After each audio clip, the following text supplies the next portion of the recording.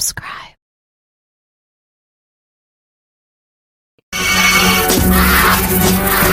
£2,632,000 in used banknotes were stolen, worth about £33 million today.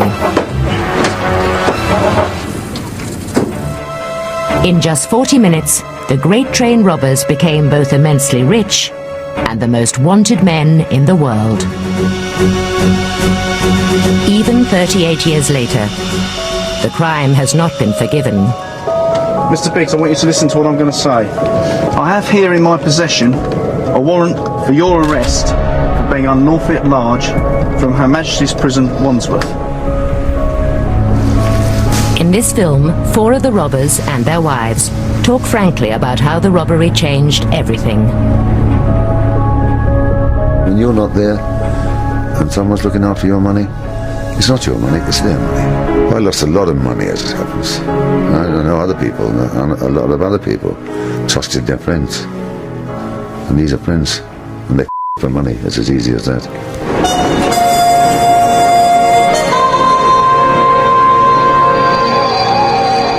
The audacious robbery made the authorities look foolish. I heard one cousin say to the other one on the radio, he said, "You're not going to believe this." He said, "They just nicked the train." The response to this humiliation was fierce. At the first trial of 12 of the robbers in April 1964, the judge declared that they were guilty of a sordid, violent crime. He handed out what were then the longest ever sentences for robbery, totaling 307 years. Some of the leaders were jailed for 30 years.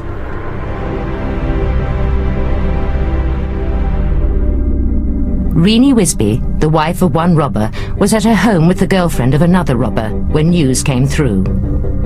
"It's on the wireless," she said. "They're dishing out the bird." She said they got 30. So I thought she meant 30 for the whole lot of them. I went, oh, I've still got the bit over in my hand. So I said, oh, enough to say that's not bad, you know. I said, cut that between. She went, H, you silly fool. I went, ow. I went, oh. Then I collapsed. I woke up in bed. Woke up, I collapsed with shock. I said, 30 years. When I woke up, everyone was round the bed. I was just laying in bed holding my head. Ronnie Biggs, who has become the most famous of the 18-strong gang, had £150,000 in used notes hidden away, equivalent today to £1.8 million. After his conviction, he had no desire to stay in one of Her Majesty's cells for 30 years.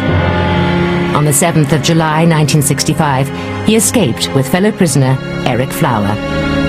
They had top security and the officer outside his door all night, but no one ever dreamed he'd go in the daytime. While police were scouring the country, Biggs was hidden in a safe house by Freddie Foreman, a notorious South London criminal. Foreman, an associate of the Krays, then smuggled Ronnie Biggs and Eric Flower out of the country. This is the first time Foreman has talked openly of his role. We took him down and put him on a boat down at London Bridge. The captain, the number one, they knew who he was on board, but the rest of the crew never knew. But, you know, they was dressed like seamen in civilian clothes and warm clothes, and they were just put down, the two of them were put down the hold, and it was a rough journey they had. And they was picked up in Antwerp and taken to a plastic surgeon, and I think they finished up in Paris. Since Foreman arranged this daring, costly escape, he and Ronnie Biggs have become good friends. It come to 10, 20 grand, I think, altogether. Did you take a lot of money? No. I took no money at all off of anybody. Biggs was the second great train robber that Foreman spirited to safety on a boat from London Bridge. The first was Buster Edwards. But weren't you just flouting the law by aiding his escape from this country? Yeah, so what? Yeah.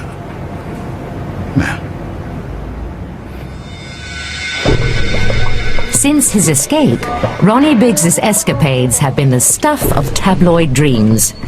Publicity made him the ultimate celebrity villain. But the waves of publicity have grossly magnified his role in the Great Train Robbery. Well, Ronnie Biggs played a very, very minor part. He never touched a mailbag the whole time he was there. These four men know everything there is to know about the Great Train Robbery. Together, they received jail sentences totaling 103 years. If anyone was a leader, it was Bruce Reynolds. I saw myself as an extension of a commando leader, and basically it was like, that's where the vehicles go, by Britigo Bridge.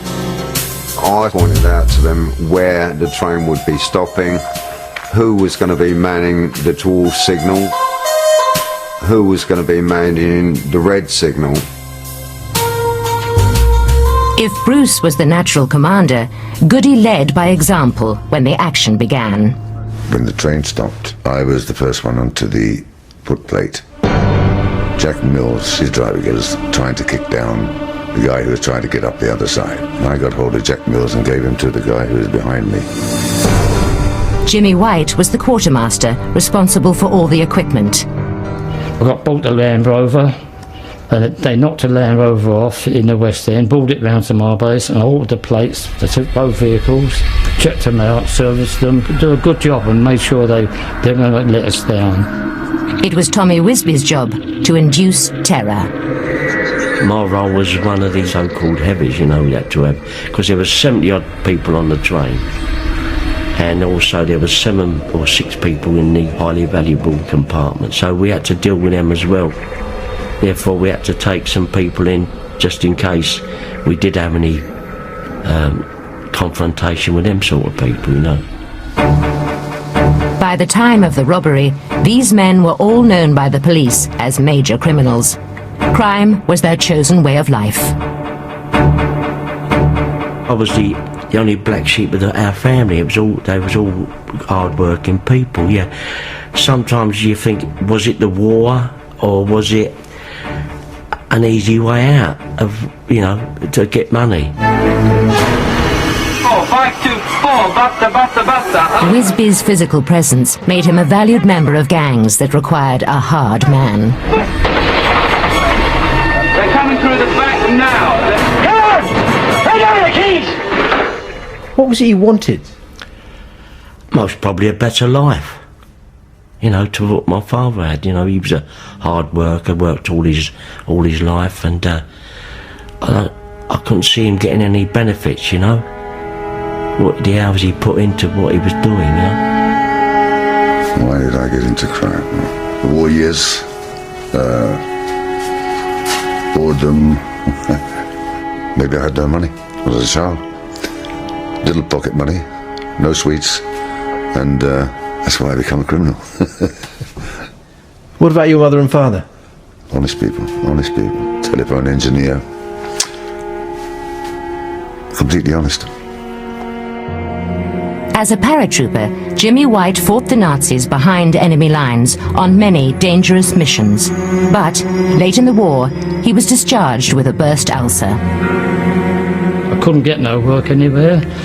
They gave me a pension of 12 shillings a week and told me to drink as much milk as I could.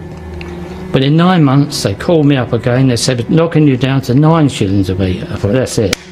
From that moment, I was thieving, and I never stopped. While Jimmy White was becoming an expert thief, Bruce Reynolds was just starting his criminal education.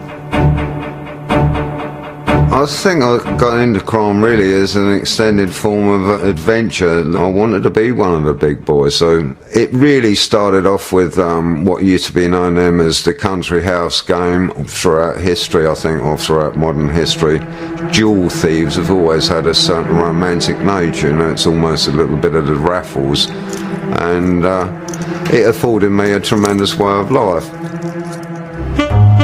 A way of life no young working-class man could achieve in class-bound Britain. Bruce Reynolds' days of mingling with celebrities amongst the Belgravia set were interrupted when he was sent to jail for nearly 4 years.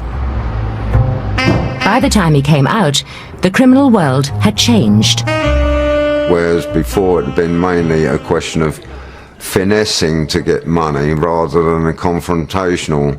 Now, with security arrangements, technological advances that had been made, it was pretty obvious that, you know, you had to work within groups and target specific targets, mainly commercial targets like businesses. Confrontation could mean violence. Confrontation usually meant some sort of violence. One act of violence has never been forgiven. Well, I wanted to save my train if possible. I thought there was only 2 bandits. Now, of course, they're no different.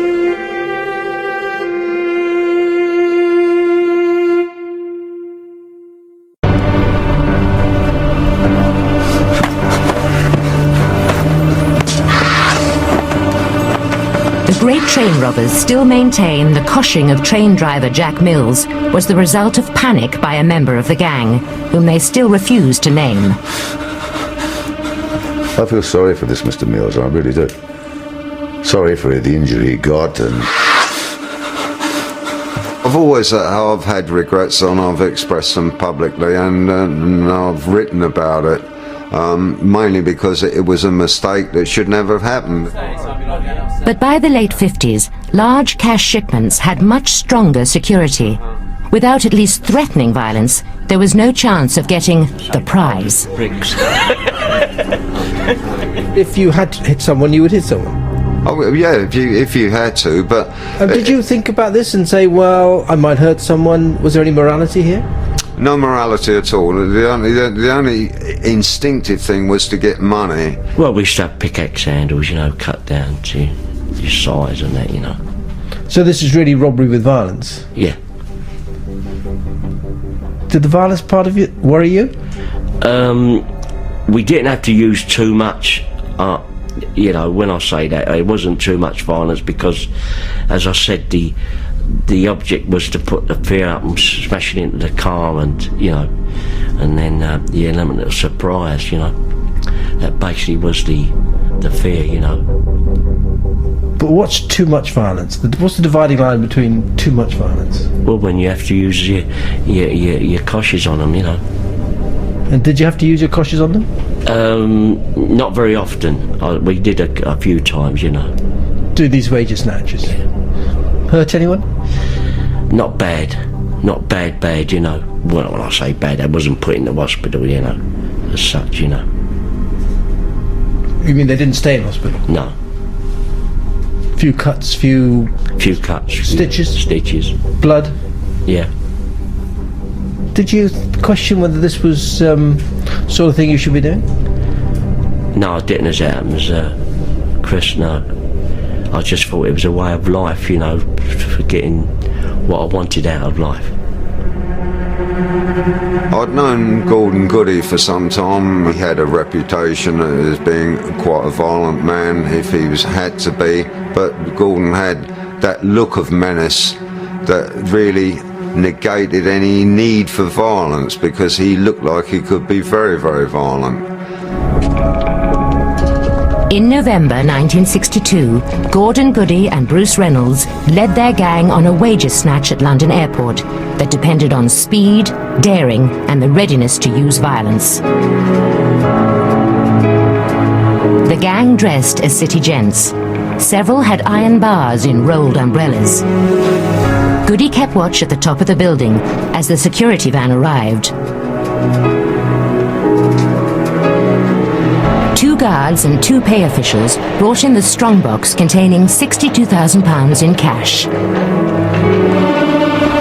People came rushing up the lift and people came rushing down the stairs, and I got hit across the side of the head and stunned and went down to ground.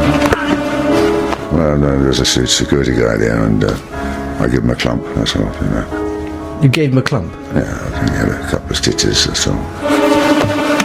Harris's boss was also struck down. I remember seeing with his face streaming down with blood, he's got a cut across his forehead where he'd been hit right in front.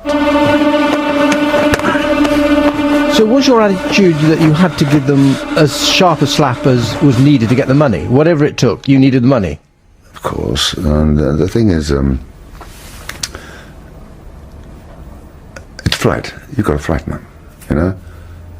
And it's difficult to explain to you. If you're threatened and someone says drop it, you'll drop it, will you not? Now, did they give you a chance just to hand over the money? None whatsoever. None whatsoever. We didn't get a chance. We didn't stand a chance. They just hit you? Yeah. The police knew that few London gangs could pull off such an audacious, well-planned raid. Half the gang were rounded up the next day. Neither Bruce Reynolds nor Gordon Goody were convicted.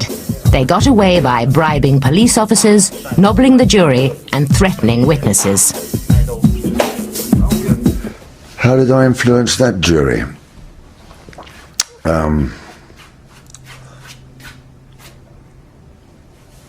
Well, some of the evidence against me involved clothing, a hat to be precise, and someone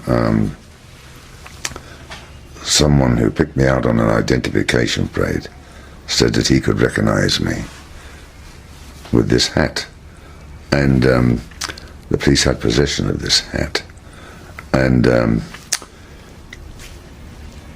I paid a policeman money to change the hat.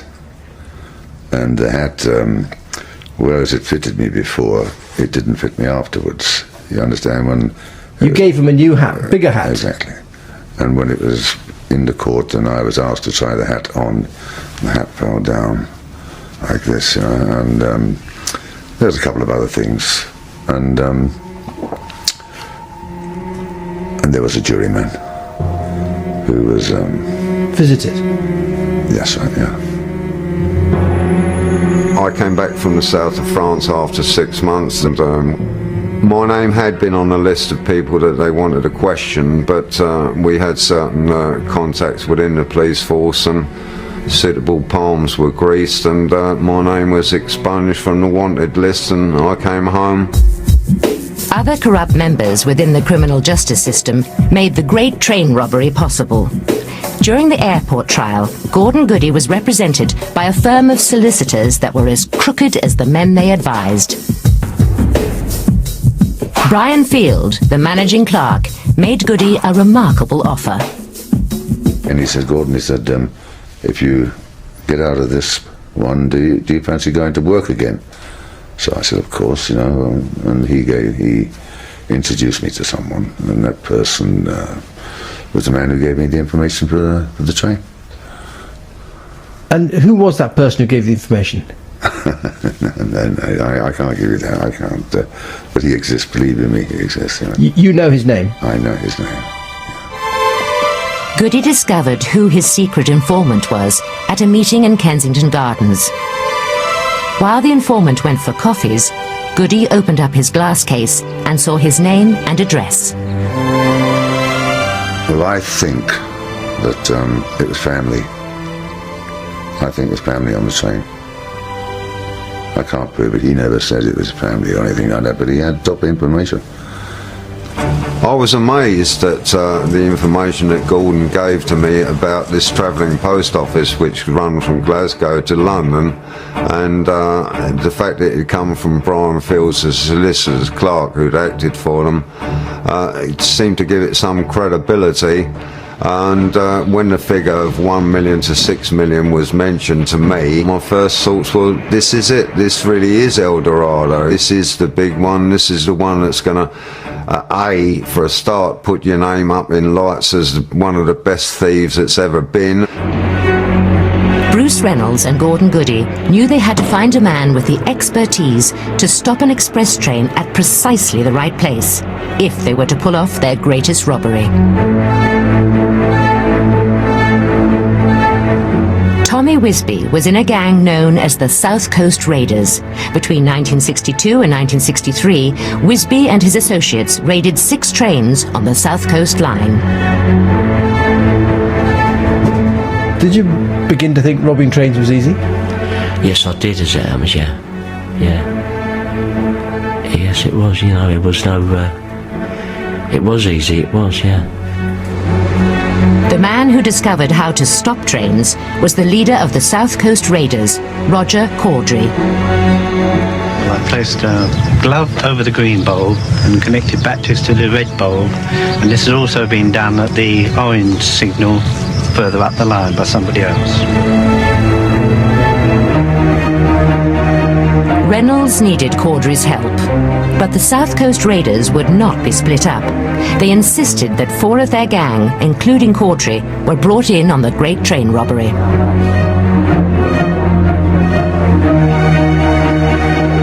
Did they welcome you? Well, I don't think at first they liked the idea. A larger team meant a smaller share of the prize, but Reynolds knew there might be 80 Royal Mail staff on the train they planned to ambush. A few of the wives and girlfriends suspected something exceptional was being plotted. But Renee Wisby was the loyal, unquestioning wife whenever the gang came to her home. I would be locked out the kitchen, making the tea and that, and tap on the door when I carried it in. I felt a bit nervous, but I thought, well, he's got this far, there's no way in the world he's going to take any notice of me saying, don't do it, don't do it. He's going to do it. So, but I didn't really know that, you know, that he was going to rob a train.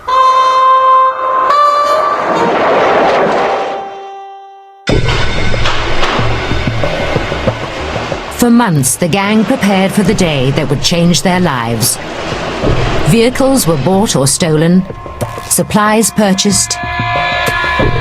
Bridego Bridge, close to a quiet road in Buckinghamshire, was chosen as the ideal place to unload the mailbags. And Leatherslade Farm, about 30 miles away, was bought as their base. The gang planned to stop the train about half a mile from Bridego Bridge by changing the main signal from green to red.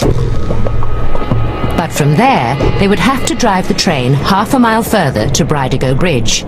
Could they force the driver to do it? Bruce Reynolds was friendly with a carpenter and minor thief called Ronnie Biggs. Biggs mentioned he was doing odd jobs for a retired train driver. This was how Biggs forced his way onto the team. His sole job was he was friends with his sole train driver, who he said could drive the train. The Royal Mail train the gang had targeted left Glasgow for Euston every night at 7 p.m. 12 coaches carried 77 post office workers sorting mail through the night. The robbers' target was the high-value package coach, which they knew was the second one back from the locomotive. Inside the coach was the stuff of criminal fantasy. 128 mailbags full of used banknotes on their way to banks in London. At 12:30 a.m. on August the 8th, 1963, the gang set off for Bridego Bridge. They looked like an army unit. The robbers hoped the locals would assume they were troops on a night exercise. At 1:30, they arrived at Bridego Bridge and prepared their ambush.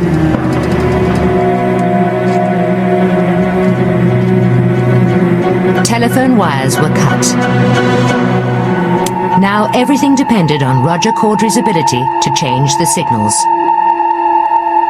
He covered the green light on the first signal and switched on an amber light.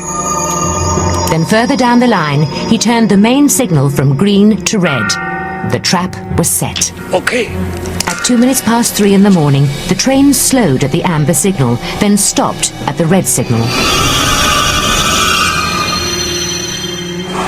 The driver's mate climbed out of the cab to phone the signal box from the trackside.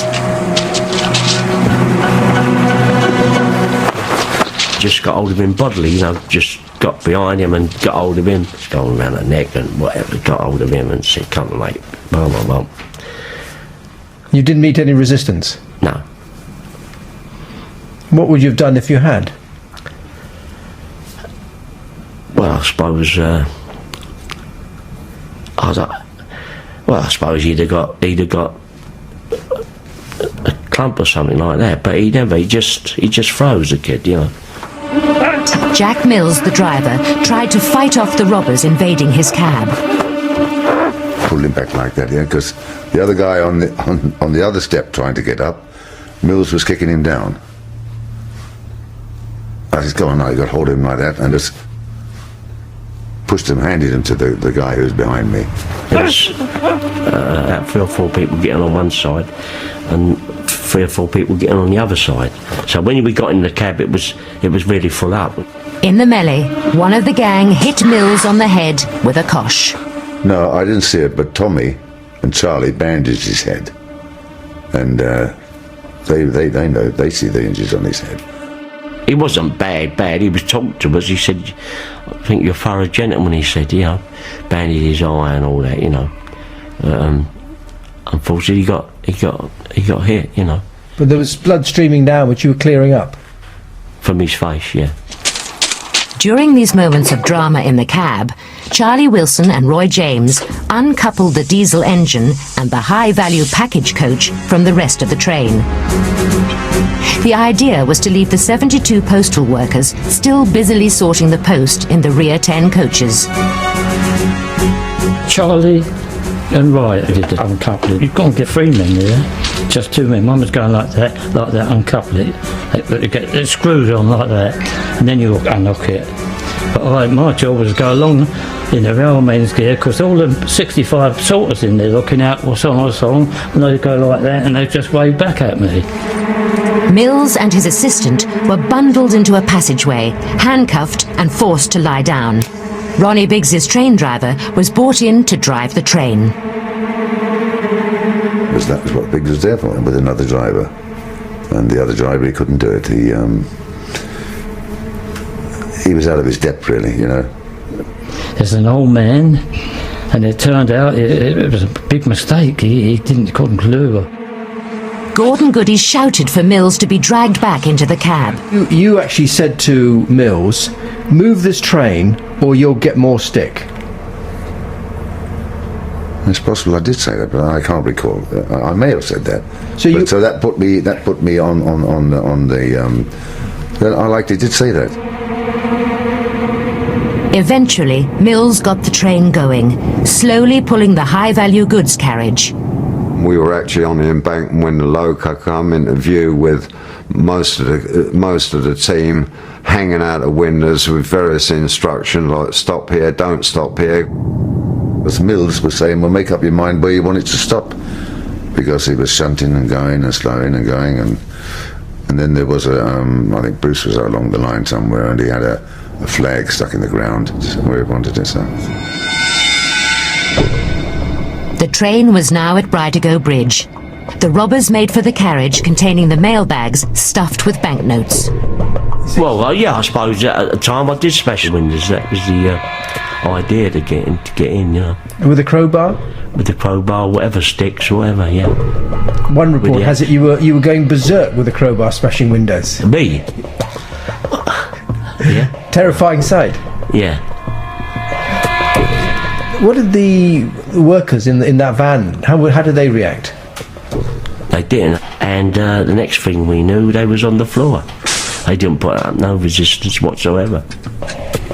It's what you call the frightening states.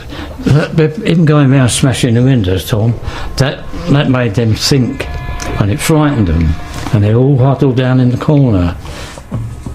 What I saw was the first bag of, well, lots of bags in a cage. And I pulled one out. And I held the bag while Gordon ripped it open with a sheep knife. I could see it was cash, and that was it. That was the prize. That was the money. That was it. Very exciting. Very exciting. Yeah. Bruce Reynolds had set a deadline of just 30 minutes to load up.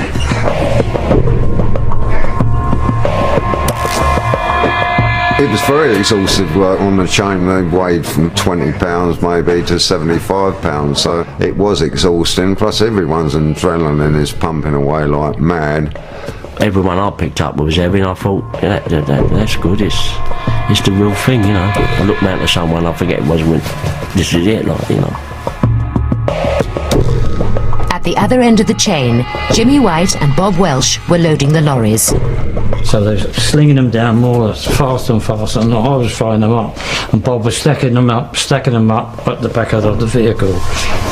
And but it's so fast, but we was exhausted, just sweat was pouring off, had all this clothing on, and it was just, wringing wet with sweat. The 30 minutes were up. Reynolds ordered the men into the vehicles.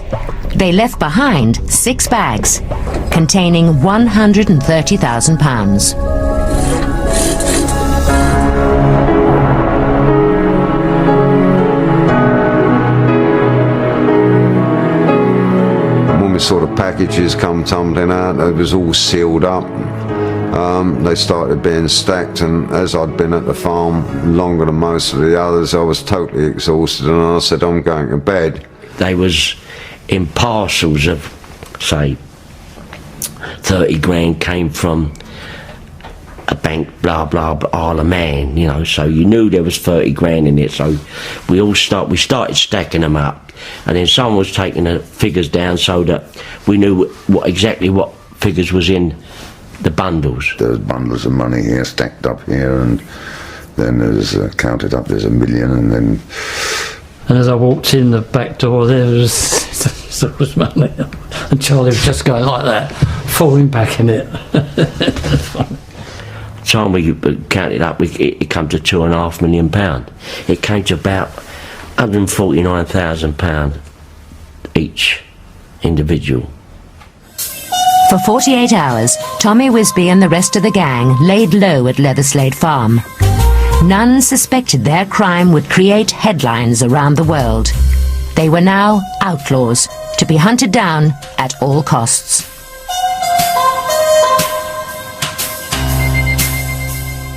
Mrs. Wisby was at the seaside with her 2 daughters and her friend Jean. There was a red tat on the door. I said, oh, it's Tom. Then we let him in. Tom had a lovely check jacket on and a beautiful dark green shirt. He called me in the bedroom and he said, hey, I'm not going to stay long. He said, do you want some money? I said, of course I do, I'm skin potless. So he gave me a 20-player cigarette packet. And when I opened it, I said, how much is there? He said, well, yeah, I'll take it. He said, there's about a monkey there. So I said, oh, that's it, thank A monkey? you. Monkey, which is £500. So I was on to my last 20 quid, I think. Anyway, he kissed me goodbye, and I just stuck it in the bedroom, the money, and come out. And my friend, she never said a word. I said, I said, he's just give me some money, Jean. I said, so we'll be able to have a little spend up tomorrow with the kids. And spend they did, just as the police concentrated their search on isolated buildings within a 30-mile radius of the crime.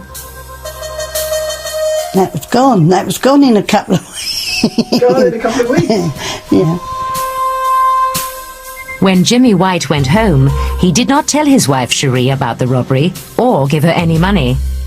But by sheer coincidence, Cherie went to a shop where the wives of 2 other train robbers had bought expensive clothes just the day before.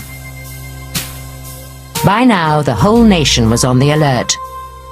All big spenders were suspects. I went into a shop, bought a couple of jumpers with my own money, came out, and Jimmy was standing there. He had the dog, and the baby was in the car, and all these police and CID were all up the road, and they said, we want to speak to you. And I said, what about? They said, well, you've been spending a lot of money. So I said, no, I haven't. I remember it very clear. I said, I spent £56, 2 cashmere jumpers. So anyway, they said they were going to take me down the station and this and that and this and that. And I bluffed my way out of it. I didn't bluff my way out of it because I thought I was in the right, After they gone, I said to Jimmy, what a bloody cheek, you spend £56 and they want to know where you've got it and this and that. And think you're one of the train robber's wife. And he turned round to me and he said, I've got 7 bags of money in the car. I've left some money in there, and you said, he thought you are a train robber's wife. Hours later, Jimmy White would have another close escape. The robbers left the clearing up at the farm to Brian Field, the solicitor's clerk who had the original idea for the robbery. Field had been given £28,000 on top of his £150,000 share to pay someone to clear away the evidence. But it never happened.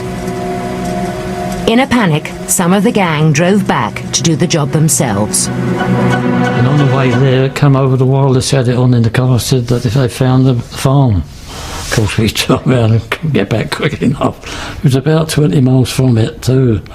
We had a lucky turn there.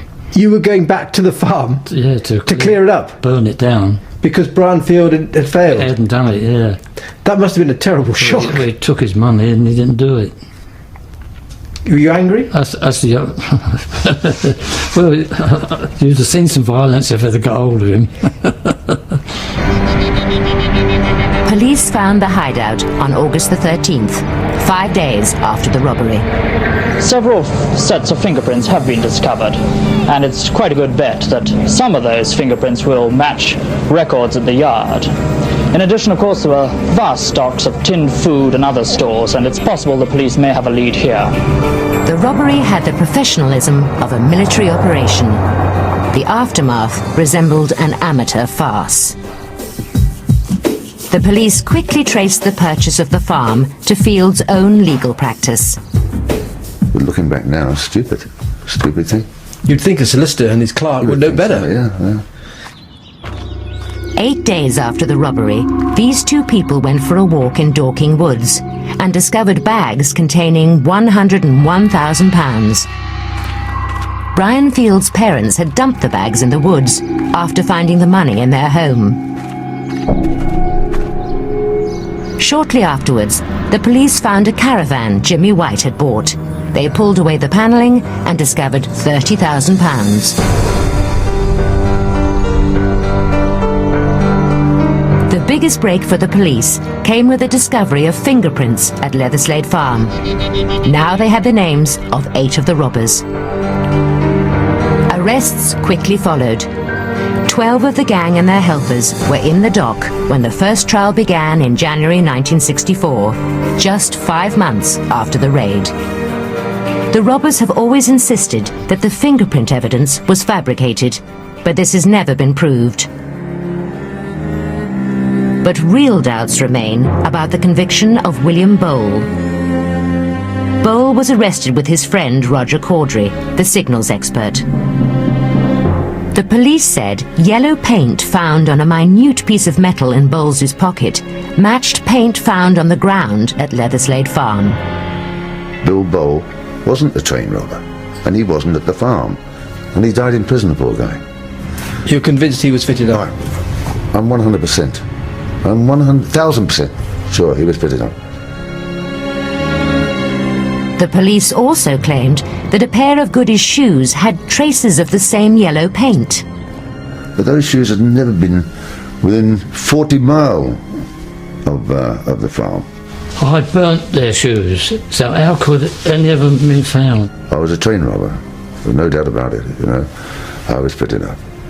And I can understand it to a certain degree, you know.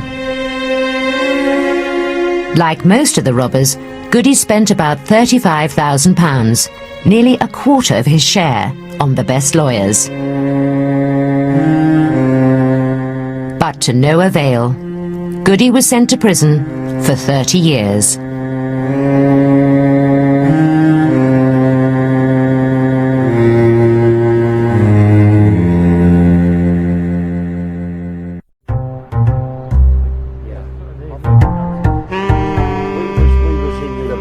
The robbers returned to the scene of their crime, a crime that seemed to put a curse on them. They served between 9 and 12 years in jail. Families split up. Children became estranged. Buster Edwards later committed suicide. Charlie Wilson was murdered. Ronnie Biggs may die in prison. Bruce Reynolds spent 5 years on the run with his family, living the jet-set lifestyle. But his view of money changed. It was a pinnacle, really, and what I see as my criminal career. It's perhaps a life that everyone thinks they want to lead, that, you know, you're living in a penthouse with the cars, with all the trappings that go with it. But it pulls after a while because you're still the same person. It reveals that, you know, money isn't the answer to everything. Renee Wisby went on a spending spree to forget the hardships her husband Tommy faced in prison, especially during the first 2 years when he was in solitary confinement. Well, if I wanted any money, all I had to do was ring a certain number up, and they used to bring me there. Who do you mean they? Well, a couple of his friends. They used to say, you better have, you know, blah, blah, blah, in case we can't get round to see you for a few weeks. And if I had a lot, I'd go over and have a right, you know, spend that. Bought the girls some nice things. And when I used to go shopping... Did you ever have any doubts about spending the stolen money? No. I didn't have a conscience at all. Renee Wisby sent her daughters to a private school, invested in betting shops and a house. The house, it was only about $6.5 grand. So that was quite cheap. And we sold it for $185,000 in '76.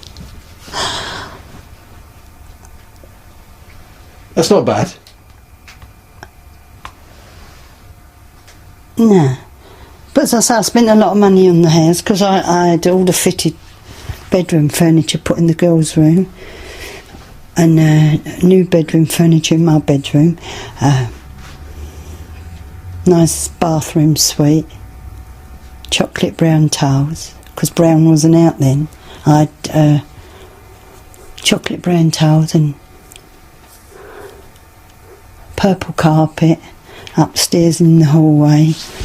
And the flock wallpaper was out then, and I had the beautiful crystal wall lights. It's like Buckingham Palace. I started to drive. I bought a new car, a new Vauxhall Viva. I couldn't pass my test. I passed on my 3rd attempt, but I went and bought a new car. I bought 5 actually over a period of time. All new? Brand new. What did Tommy think about this? Because you were spending a lot of his money. He never said nothing. Never said a word. As long as he knew that I was going to wait for him. I told him from the off I would always be there for him. No, he wasn't worried about the money. Because some of the money was invested in a betting shop, a couple of betting shops. And I suppose he thought that they were still going to be there when he came home. After we crossed that bridge when we come to it. You know, he never used to worry about the money. Did it bring you happiness, having all that money? It did for a little while, but it didn't last. I like Vivian Nichols. I was a spend, and suddenly you look round, it's gone. Like so many of the other robbers and their wives, Renee and Tommy suffered a personal tragedy no amount of money could heal. Their daughter Lorraine died in a car crash. Tommy, still in jail, was not allowed to go to the funeral. It was more difficult for my wife to cope with it, like being on the outside, and my daughter, you know. Yeah, it was a difficult time in our lives, you know. Because one minute you're doing it for them basically, and then next thing you think you're going to be out when you come out, and then it's not to be. Something happens, you know.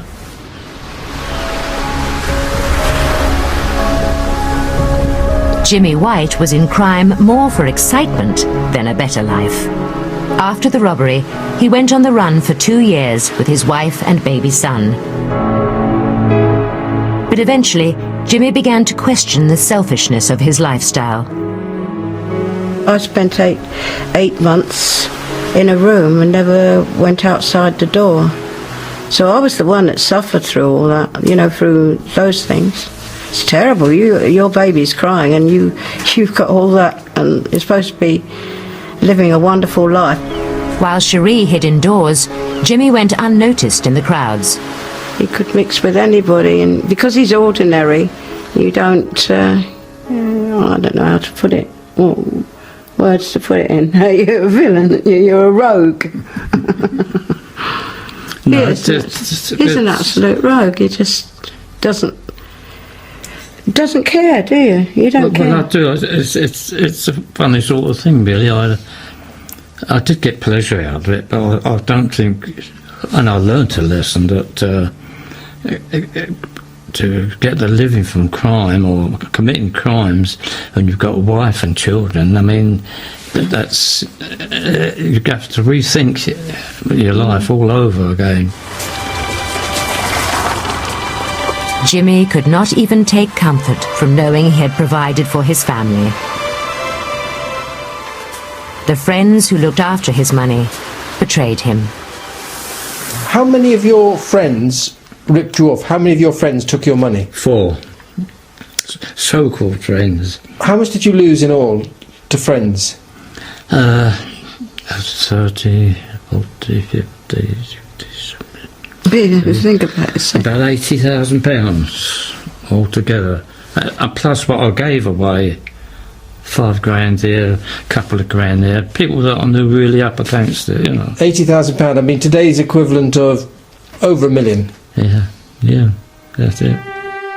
Jimmy knew their days on the run had to end when his young son fell ill. You suddenly sit there and you're saying, my God, you know, he's going blue, what is it? And you can't do what the poorest person in the land can do, is walk round to the doctor or call a doctor. If you call a doctor, that's what they're waiting for when you're on the run. Jimmy White asked his solicitor to start negotiating with the police, but they had already tracked him down, and the next day captured him. He always put us before himself. That's why I've stayed with you all this time, out of loyalty. And that loyalty remained firm throughout the 9 years Jimmy was in prison. I never went out one evening, not one single evening at all. When you say you didn't go out? I didn't go anywhere. What, year after year? Year after year after year. Yeah. Never went anywhere at all. How does it make you feel, Jimmy, that your wife is staying so loyal for 9 years? Well, he was on his own, really, wasn't he? What a very lucky person. Oh, thank you very much. We finally got one compliment. Jimmy has turned his back on crime. He and Cherie have little money, but they have each other. He wouldn't risk that, even for another great train robbery. If you had to spend 1 year for all that money, it's not worth it. 1 year being in a prison. Can you imagine it? That's terrible, isn't it? Crime doesn't pay. It doesn't pay. If you hear about the glamorous side of it, but there's no glamorous side. There isn't a glamorous side, is there, Jimmy? No. I mean, look, you know so many people, and it definitely doesn't pay. Now, if it takes your freedom, and you can't be with your family, and you can't do what you want, and you're a number, it doesn't pay.